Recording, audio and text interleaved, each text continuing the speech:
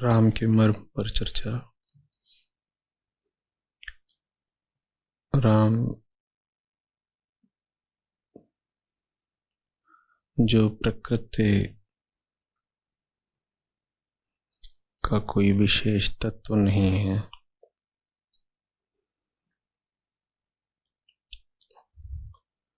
जो हमारे मन या दृष्टि का या हमारे श्रवण का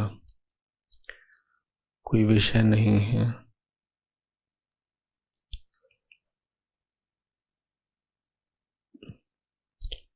राम जो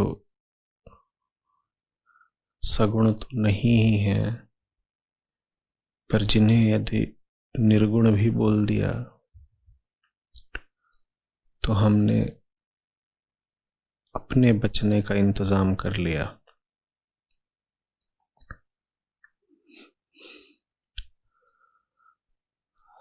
सगुण कहने वाले भी हम ही, निर्गुण कहने वाले भी हम ही। अगर निर्गुण भी कह रहे हैं तो हम तो बचे ही रह गए ना।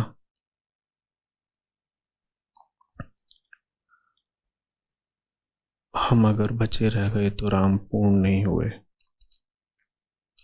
क्योंकि पूर्ण के समक्ष कोई दूसरी सत्ता बची नहीं रह सकती। पूर्ण एक है, अनंत और असंग है।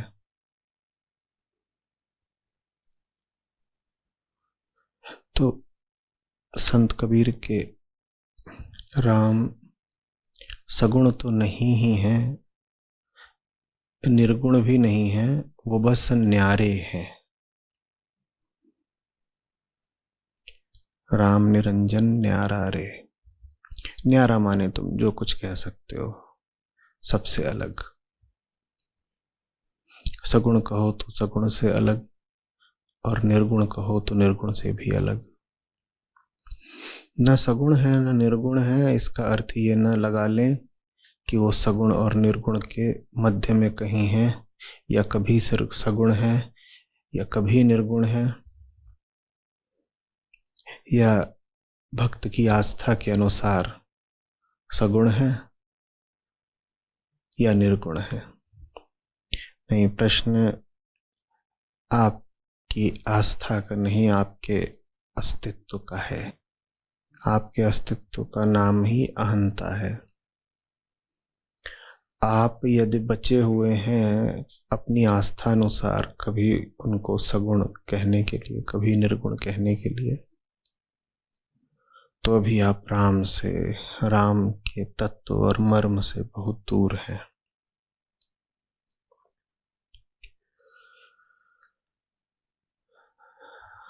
क्या है वो न्यारा तत्व?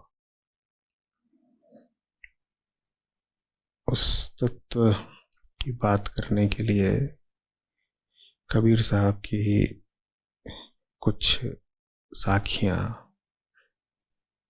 शायद हमारे काम आ जाए। तो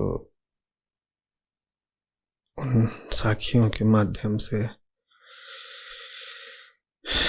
श्री राम में प्रवेश करते हैं।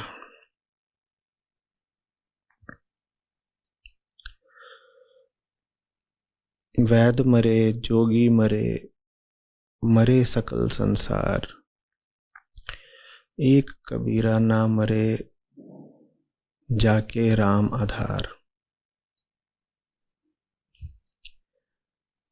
वैद मरे, रोगी मरे, मरे सकल संसार, एक कबीरा ना मरे, जाके राम आधार। कुछ संबंध यहाँ पर बनता सा लग रहा है राम का जीवन से, मृत्यु से, समस्त संसार के प्राकृतिक चक्र से, समस्त द्वैत से। वैद और रोगी प्रतीक हैं दुनिया के सब द्वैतों के, सब जोड़ों के।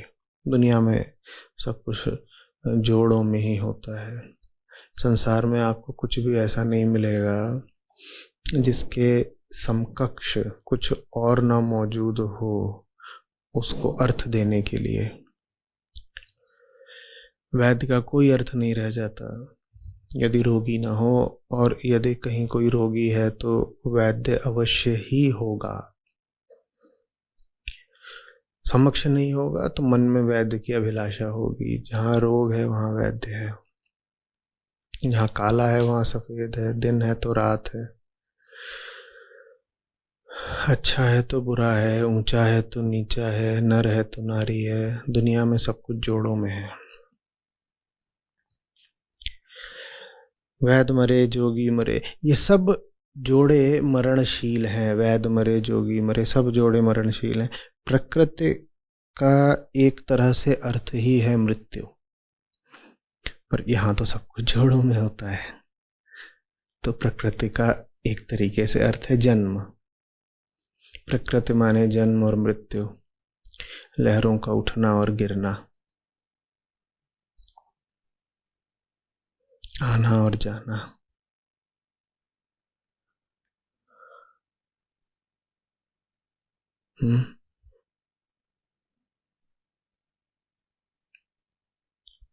यहाँ कुछ स्थिर नहीं,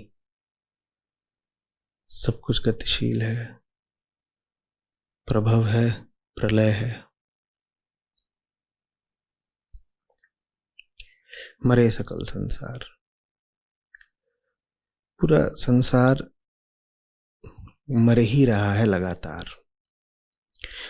उस मरने में अपने आप में कोई दुख नहीं, कोई समस्या नहीं, क्योंकि यह तो प्रकृति के चक्र की बात है। प्रकृति ने किसी को विशेष रूप से अपना शिकार नहीं बनाया है, अत्याचार नहीं किया है। खेल है प्रकृति का, यहाँ ऐसा ही होता है। पर मनुष्य के लिए ये आने जाने का चक्र बड़ी समस्या हो जाता है। क्यों हो जाता है समस्या? क्योंकि मनुष्य का आधार प्रकृति तो नहीं है।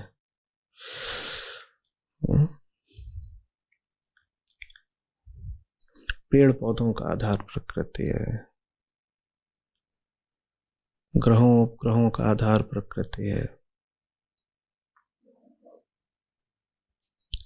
पानी की एक बूंद भाप से पानी बनती है या बर्फ से पानी बनती है और फिर भाप बन जाती है। वहां कोई दुख नहीं। हिमकण बूंद बना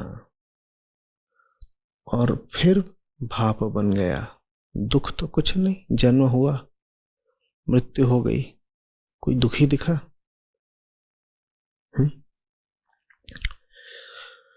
पशुओं में भी दुख मनुष्य की अपेक्षा बहुत कम होता है। आप किसी पशु को बहुत दुखी नहीं पाएंगे बहुत लंबे समय तक।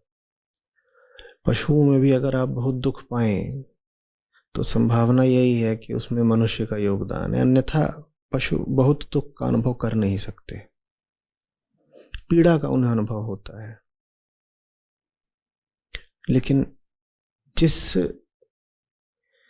सीमा तक, जिस गहराई से मनुष्य दुख का अनुभव करता है, वेदना में छटपटाता है, पशुओं को उतनी यंत्रणा, उतनी सजा कभी नहीं मिलती, क्योंकि उनका आधार प्रकृति है। उनका आधार प्रकृति है। मनुष्य के साथ एक घटना घट गई है, वो ये कि उसका आधार प्रकृति तो रहा नहीं। वो कुछ भी कर ले, अब वो पानी की बूंद जैसा या पेड़ की पत्ती जैसा नहीं हो सकता। पानी की बूंद को कोई वेदना नहीं, पेड़ की पत्ती को बहुत न्यून वेदना है, पशु को थोड़ी वेदना है, मनुष्य को दिल दहला देने वाली वेदना है।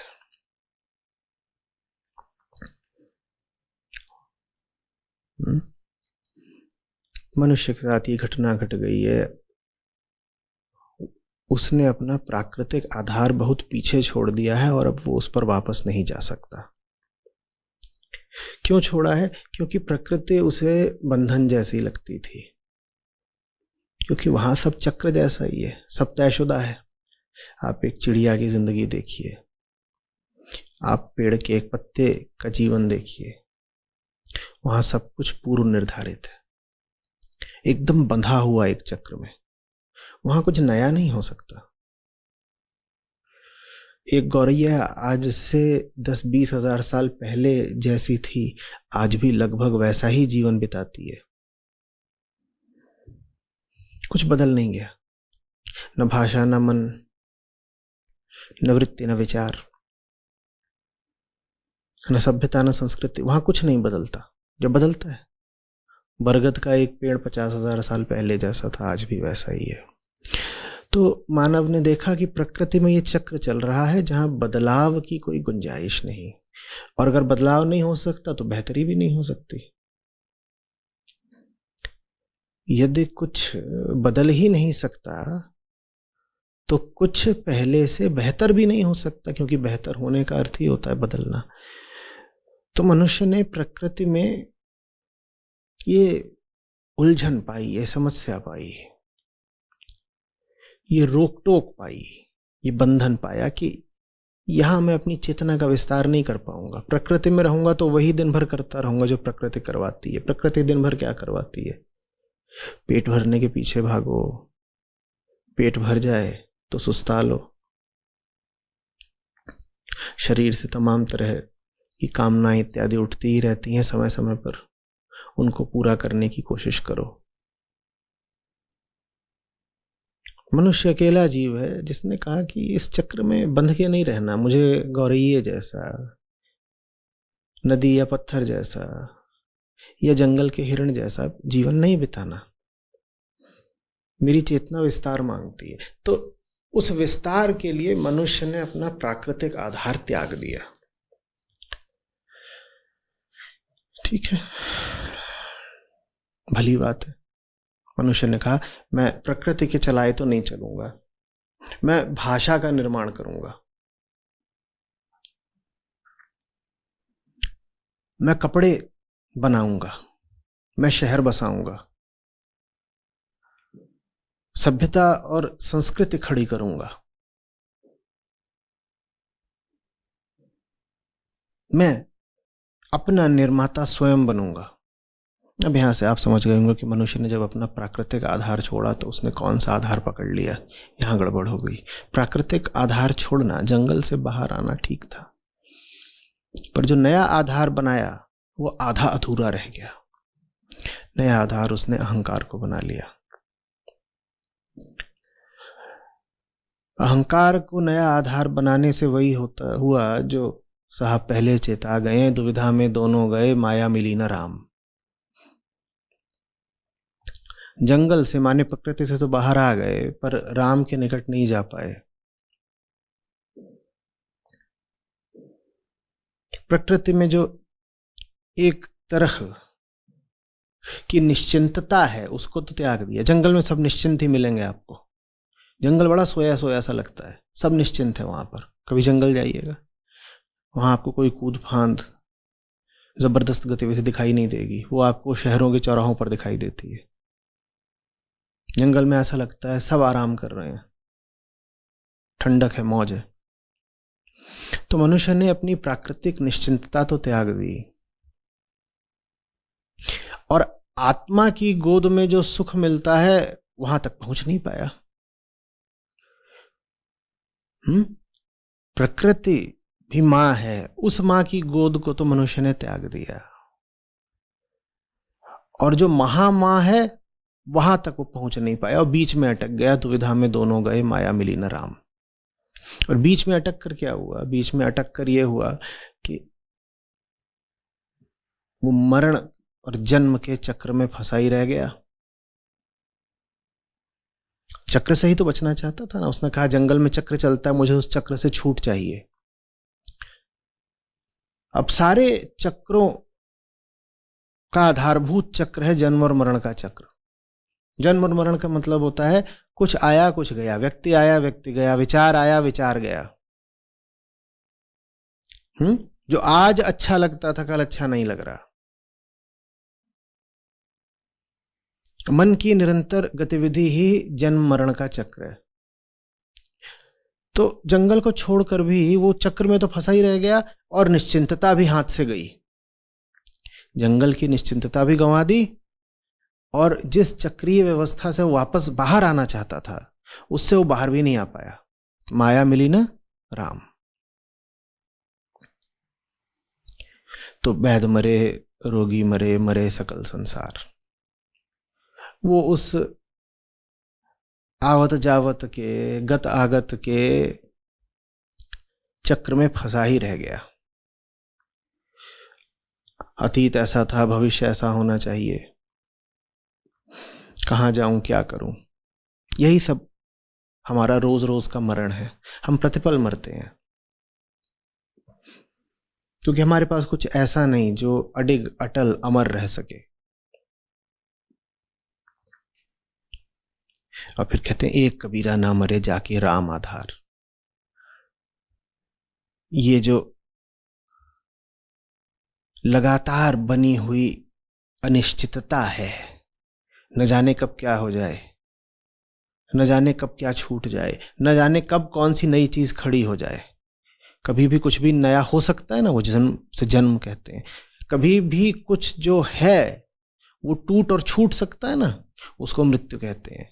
और यही तो आदमी के मन का बोझ है, यही तो हमें जीने नहीं देता, यही तो हमें प्रतिपल मारता है।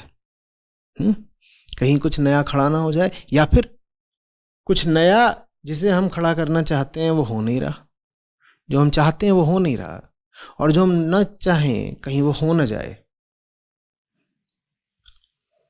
भारी कलेश। कुछ है जिसे हम नहीं चाहते वो जा नहीं रहा, और कुछ है हम जिसकी विदाई चाहते हैं, उसे कैसे भगाएं। कुछ बहुत प्यारा है, कैसे रोकें उसे जाने से। ये सब जीवन और मृत्यु के प्रश्न है। समझ में आ रही है बात? हमें कुछ स्थिर चाहिए, और हैं हम प्रकृति के बहाव में ही, जंगल से बाहर आकर भी वहां कुछ स्थिर मिल नहीं रहा। यही हमारी मूल समस्या है। एक कबीरा ना मरे जाके राम आधार। अहंकार का आधार आपको जीने नहीं देगा, क्योंकि आप जंगल की प्रकृति से बाहर आ गए। एक बात समझने से चूक गए, अगर आप अहंकार को आधार बना रहे हैं तो है तो अहंकार भी प्रकृति का ही हिस्सा। प्रकृति सिर्फ जड़ विषयों में नहीं होती है कि आपको लगा कि आप पहाड़ों और पत्थरों के जीवन से बाहर आ गए तो आप प्रकृति से मुक्त हो गए। नहीं नहीं नहीं, पत्थर, पहाड़, पेड़, पशु, इनसे आप बाहर आ गए, लेकिन क्या लिए रहे अपने भीतर? अहंकार। आपने उस अहंकार को अपना आधार बना लिया, और ये और बड़ी दुर्गति है। मनुष्य को बाहर आना ही होगा। जैसे वो जंगल से बाहर आया, वैसे उसे अहंकार से भी बाहर आना ही होगा, तभी उसे चैन मिलेगा। एक कबीरा ना मरे जाके राम आधार। जब तक आप जड़ प्रकृति के साथ साथ चेतन प्रकृति से भी पूरी तरह बाहर नहीं आते, तब तक मौत का भय आपको जीने नहीं देगा। आपका आधार ही हर समय डगमग रहेगा, जैसे आपके घर की बुनियाद डोल रही हो। भूकंप आया हुआ है, चैन से सो लेंगे? हम में से कोई चैन से सो नहीं पाता, क्योंकि हमारा आधार राम नहीं है। अब समझिए राम का अर्थ क्या हुआ। वो जो अडिग रहे, वो जो बदल नहीं सकता, उसको राम कहते हैं। वो है कबीर के राम। वास्तव में वही तुलसी के राम भी हैं, सब संतों के राम वही हैं, असली राम वही हैं जो बदल नहीं सकते। आत्मा का ही दूसरा नाम राम है।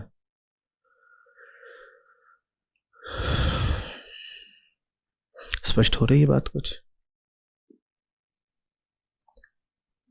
कितनी ये गरज के साथ घोषणा की जा रही है, एक कबीरा ना मरे जाके राम आधार। कबीर नहीं मरते।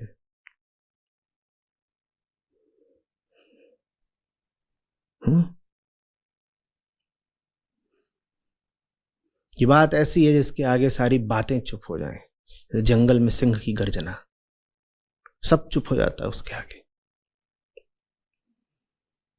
100 बातों की एक बात। अब किसी की बोलने की हिम्मत ही नहीं पड़ेगी कुछ भी। सब बातों से ऊपर की बात बोल दी। आत्मा सबसे ऊपर है। अभी जो दिन भर की चूं चूं लगी रहती है, मन में उटपटांग व्यर्थ बकवास, इधर की उधर की, सब बंद हो जाएगी जहां कहा राम।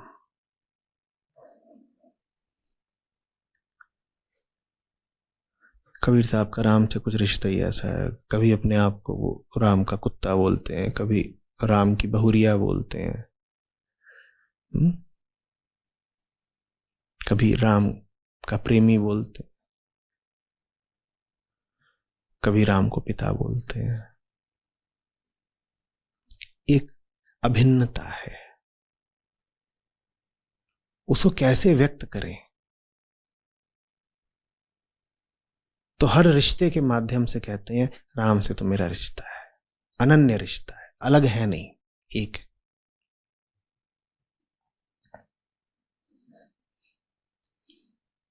ऐसा आपका आधार होना चाहिए। हमारा आधार कैसा है? जो हमसे अनन्य बिल्कुल नहीं है, वो छूटने को लगातार तैयार रहता है। कैसे? अहंकार को आधार बनाओगे, अहंकार अकेला जी नहीं सकता, वो किसी और को पकड़ेगा। तो हमेशा 2 आधार होते हैं, अहंकार और जिससे अहंकार जुड़ा हुआ है। जब आप अहंकार को आधार बनाकर जीते हो तो समस्या समझ रहे हो क्या है? अहंकार अकेला जी नहीं सकता। अहम जैसा कुछ नहीं होता, मैं जैसा कुछ नहीं होता। मैं के साथ हमेशा कोई एक शब्द और जुड़ा होगा, एक विषय और जुड़ा होगा, और जो विषय जुड़ा हुआ है वो प्रकृति के अंतर्गत है, वो विषय बहाव में है। ये ऐसी सी बात है जैसे आपने अपने मकान की नींव नदी में बहते हुए एक पत्थर पर बनाई है।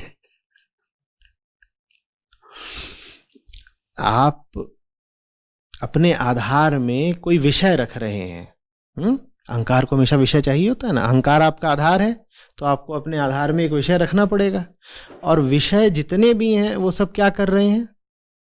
वो प्रकृति के बहाव में बह रहे हैं। तो अब आप अपना मकान खड़ा कर रहे हैं, उसकी नींव में आपने लगाया है एक पत्थर, और ये पत्थर क्या कर रहा है? ये प्रकृति के बहाव में बह रहा है। बताइए कितना चैन रहेगा आपको? आप लगातार मर रहे हैं। शारीरिक मौत मरने से पहले 100 दफा मर चुकते हैं हम, क्योंकि नींव में बहता हुआ पत्थर लगा है। नींव में बहता हुआ पत्थर मत लगाओ, राम को आधार बनाओ। इस दुनिया में कुछ भी ऐसा नहीं है जिसको तुम अपना आधार बनाओगे तो चैन से जी पाओगे। समझ में आ रही है बात? और कौन से राम को आधार बनाना है? उन राम को नहीं जो मन के प्रवाह में बहता हुआ एक नाम है ना, मानसिक राम को नहीं। विचार भी बह रहे हैं, अगर विचारों वाले राम को तुमने अपना आधार बना लिया तो वो भी तुम्हें आधार नहीं दे पाएंगे। विचारों की भी तो पूरी एक नदी है, एक प्रवाह, एक श्रृंखला है, वहां भी बह रहे हैं राम। अभी हैं, अभी नहीं रहेंगे। जिस किसी के भी न हो जाने का, न रह जाने का खतरा है, वो तुमको शांति नहीं दे पाएगा। शांति तो किसी ऐसे से ही मिलेगी इसके न रह जाने का खतरा बिल्कुल ना हो। अब चेहरों पर उत्सुकता है, आप पूछना चाहते हैं क्या है जो रह नहीं जाता? मैं कह रहा हूं उसका नाम जाने बिना भी वो मौजूद है, तो उसका नाम बार बार ना पूछा करो, उसके विषय में जिज्ञासा मत करो। बस तुम इतना कर लो कि नदी वाले पत्थर को अपनी बुनियाद मत बनाओ, इतना कर लो।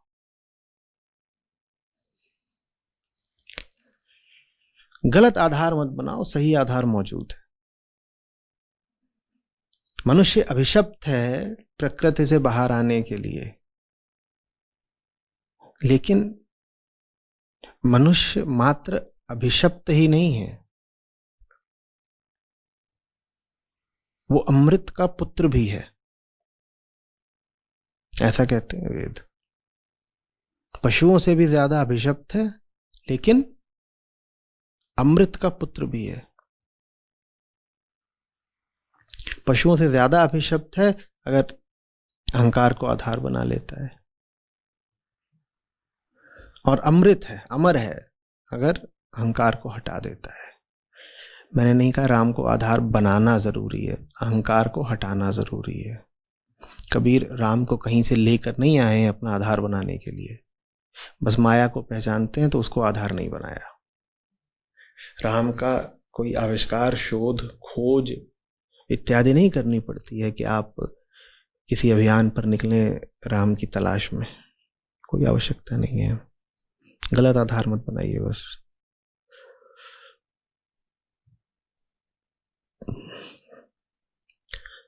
स्पष्ट हो रहा है कुछ?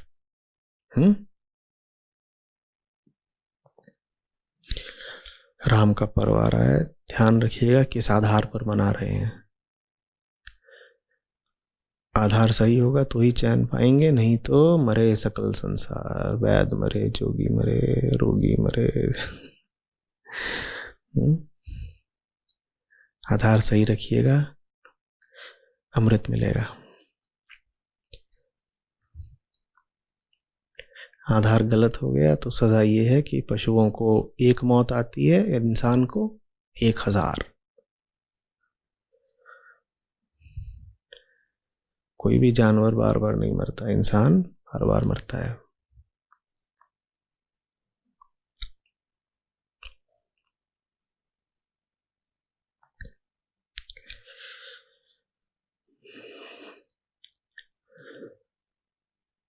क्या संबंध हो उस आधार से? अब मैंने ये साखियां किसी विशेष क्रम में यहाँ पर संकलित नहीं करी हैं आपसे बात करने के लिए, लेकिन क्रम अपने आप बन जाता है। क्या संबंध हो उस आधार से? हमारा आधार है कबीर कुत्ता राम का, मुतिया मेरा नाव, गले राम की जेवड़ी, जित खींचे तित जाऊं।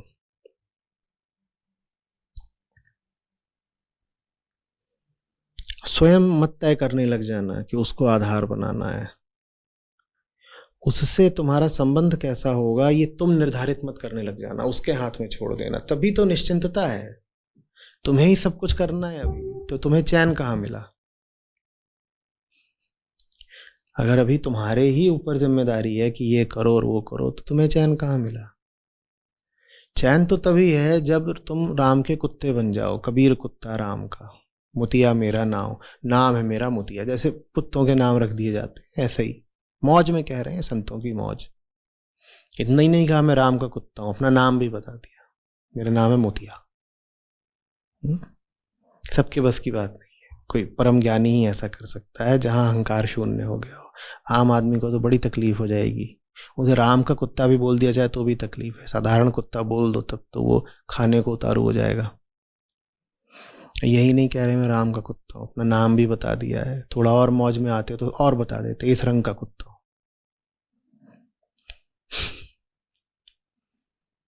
कबीर कुत्ता राम का, मुतिया मेरा नाम, गले राम की जेवरी। गले में राम ने जंजीर डाल रखी है, पट्टा डाल रखा है, जित खींचे तित जाऊं। ये संबंध होता है राम से। राम से जाकर के तुम नहीं कहोगे मेरी कामनाएं पूरी कर दो, तुम राम से कहोगे मेरी कामनाएं राममय रखो। मेरी कामनाओं का निर्धारण तुम करो, मेरी कामनाएं ही तुम्हारे स्रोत से आए, मैं इतना ही मांग सकता हूं बस। कुत्ता मालिक से क्या कहेगा, मुझे फलानी दिशा ले चलो? नहीं, वो तो इतना ही कहता है तुम जिस भी दिशा जाओ तुम्हारे साथ रहूं बस मैं।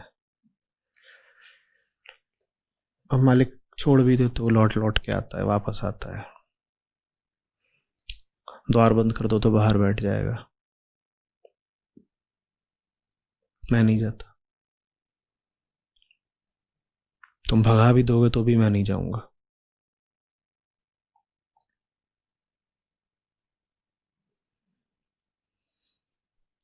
समझ में आ रही है बात? कुछ भीतर कुछ ऐसा होना चाहिए जिसके आगे तुम बेबस हो जाओ। वो बेबसी जिसके पास नहीं है उसके पास मुक्ति भी नहीं है। उस विवशता में ही आजादी है।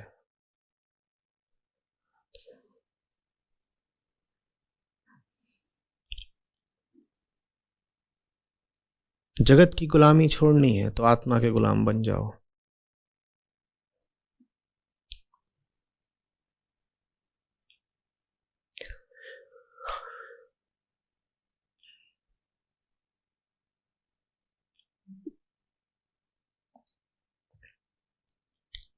समझ में आ रही है बात? कुछ क्या समझ में आ रहा है?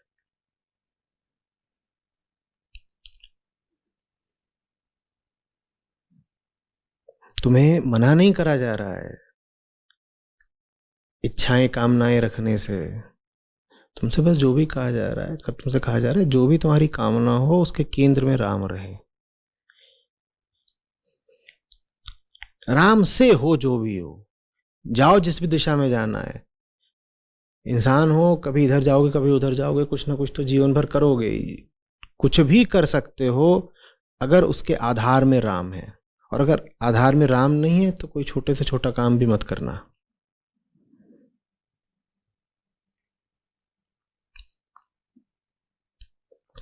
राम बंधन नहीं है, राम वर्जित नहीं कर रहे हैं कुछ करने से। राम तुम्हारी शक्ति और तुम्हारी सुरक्षा है। सुरक्षा कैसे है? वो तुमको ऐसी दिशा में भेजेंगे जहां दुख ना हो तुमको। शक्ति कैसे है? वो तुमको जिस दिशा में भेजेंगे उस दिशा में बढ़ते रहने की ऊर्जा वो स्वयं देंगे। अच्छा लगेगा ना जीवन ऐसी दिशा में लेकर के जाना जहां दुख ना हो और जहां यात्रा अधूरी ना रह जाए। हमारी यात्रा अधूरी रह जाती है क्यों? क्योंकि पहले तो यात्रा में दुख बहुत मिल रहा होता है और दूसरा यात्रा में इतनी चोट लगती है कि हतोत्साहित हो जाते हैं, शक्ति खत्म हो जाती है। तो ये दो बातें,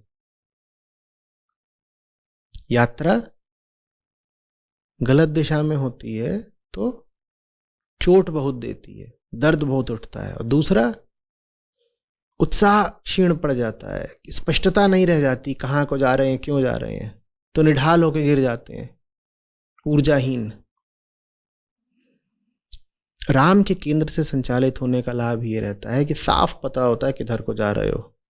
क्योंकि तुम्हें राम पता है ना, राम पता है, राम को तुम पता हो, तो साफ पता है जीवन किधर को जा रहा है। ऊर्जा कभी कम नहीं पड़ेगी, भले ही परिणाम विपरीत आ रहे हों,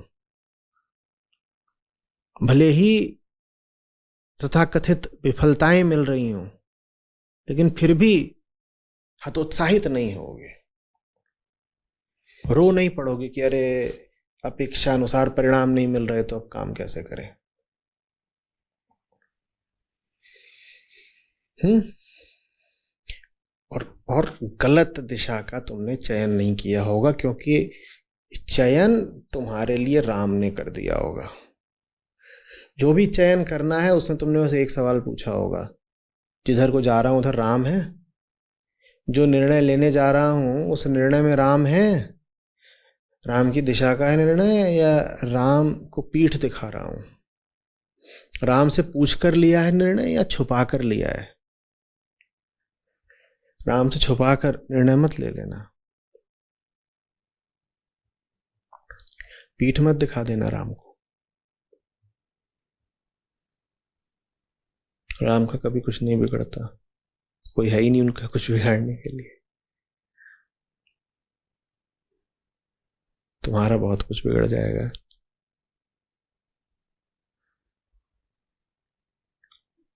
संत शुभचिंतक होते हैं, दुनिया के दुख को अपना दुख बना लेते हैं।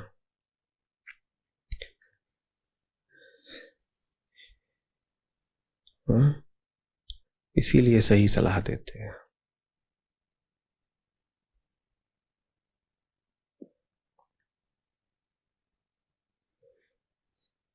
फिर आता है राम नाम की लूट है, लूट सके तो लूट। अंतकाल पछताएगा, प्राण जाए जब छूट। राम नाम की लूट है, मुफ्त है, कितना भी लूट सकते हो। सीमा ये नहीं है कि राम नाम उपलब्ध नहीं है, लूट लो, बहुत उपलब्ध है, छितराया हुआ है चारों ओर, जैसे गंगा के तट पर रेत, ऐसे छितराया हुआ है राम नाम। जितना उठा सकते उठा लो। तो समस्या ये नहीं है कि राम उपलब्ध नहीं है, समस्या ये है कि तुम्हें उठाने की सुध नहीं है। तुम लूट क्यों नहीं रहे? कोई दाम नहीं मांग रहा, तुमसे लूटने को कहा जा रहा है, तुमसे मुफ्त लूटने को कहा जा रहा है, कोई शुल्क नहीं लग रहा, लूटो। ये कितनी विचित्र बात है कि जो सबसे उपयोगी है और मूल्यवान है वो बिल्कुल निःशुल्क है। उसमें तुम्हें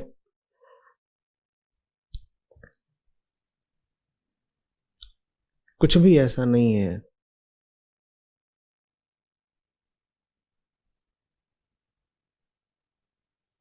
जो मूल्य दे करके मिले। राम नाम को पाने के लिए, राम के निकट आने के लिए तुम्हें अपनी कोई भी कीमती चीज नहीं छोड़नी होगी, मुफ्त है। कोई चीज कब मुफ्त नहीं होती? जब उसको पाने के लिए तुम्हें कुछ ऐसा छोड़ना पड़े जो कीमती है। तुम कुछ खरीदने जाते हो, 10,000 का है, उसे तुम मुफ्त नहीं बोलते ना। क्यों नहीं बोलते? क्योंकि उसको घर लाने के लिए तुम्हें 10,000 छोड़ने पड़े। उस चीज को घर लाने के लिए 10,000 छोड़ने पड़े। 10,000 तुम्हारे लिए बड़े कीमती थे, तो चीज तो मिल गई, लेकिन 10,000 रुपए चले गए। और ये 10,000 जो थे ये तुम्हारे लिए मूल्य रखते थे। राम को पाने की विधि बिल्कुल उल्टी है। राम को पाने के लिए वो छोड़ना पड़ता है जिसका बिल्कुल मूल्य नहीं है, कचरा त्यागना पड़ता है। तो दोगुनी लूट है। एक तो बहुत कीमती चीज मिल गई, राम मिल गए, और दूसरी चीज कि कचरा साफ हो गया। समझ में आ रही है बात? जब तुम एक 10,000 की चीज घर लेकर के आते हो, तो जितने की चीज तुम लाए उतने ही पैसे तुमने गंवाए। मामला बराबर का बैठा लगभग। हाँ, ये हो सकता है कि उस चीज की कीमत तुम्हारी नजर में 10,000 से ज्यादा की हो, तो थोड़ा बहुत लाभ हो सकता है, लेकिन फिर भी मामला लगभग बराबर का रहता है। बेचने वाले को पता चल गया कि तुम्हारी नजर में उस चीज की कीमत ज्यादा है, तो दाम बढ़ा देता है। मामला लगभग बराबर का ही चलता है। दुनिया के बाजार ऐसे ही है ना। तो दुनिया में तुम जो भी क्रय विक्रय लेन देन करते हो, उसमें कोई लाभ हो नहीं सकता। 10,000 की चीज मिली और 10,000 रुपए भी चले गए, तो लाभ क्या हुआ है? राम के साथ खेल बिल्कुल दूसरा है। जितना ज्यादा राम को घर लाओगे, उतना ज्यादा अपना कचरा गंवाओगे। दोगुना लाभ हो गया, दो तरफा लाभ हो गया। उनको घर लाने की शर्त ही यही होती है। उनको बाजार से लूट कर, बाजार माने संसार, उनको लूट कर घर लाने की शर्त ये होती है कि पहले घर साफ कर लो। दाम नहीं चुकाना है, घर साफ करना है। घर साफ है तो वो आ जाएंगे, घर साफ नहीं है तो नहीं आएंगे। इसी में आगे की बात यह है कि घर साफ कर लिया तो पाओगे कि वो आ ही चुके हैं। थोड़ी देर में मुस्कुराओगे जब समझ आएगा कि सदा से घर में थे, लूटने की भी आवश्यकता नहीं थी। इतना मैंने कचरा भर रखा था घर में और अपनी आंख में कि दिखाई नहीं देते थे।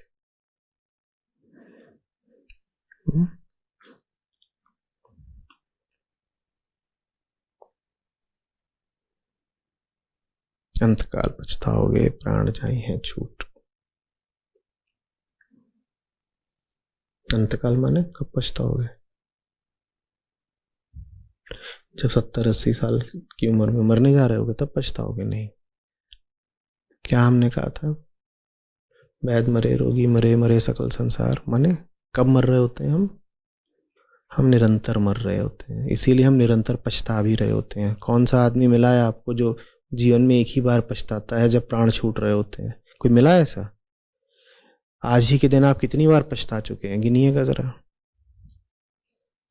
तो अंत का भी अर्थ क्या है इसी समझ लीजिए। जब पछतावा उठे तब कोई अंत हुआ है, और पछतावा तो हमें लगातार उठता रहता है, माने अंत भी हमारा लगातार होता रहता है।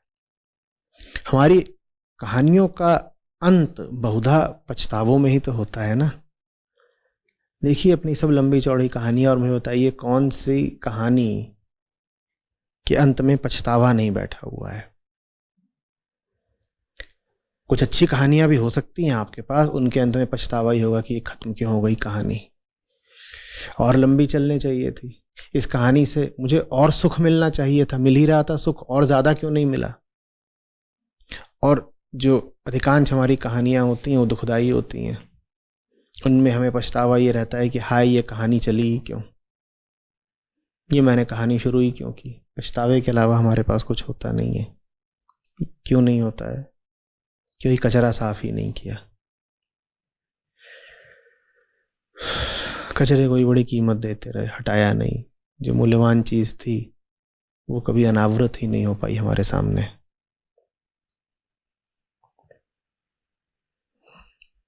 मिली हुई थी, छुपी रह गई।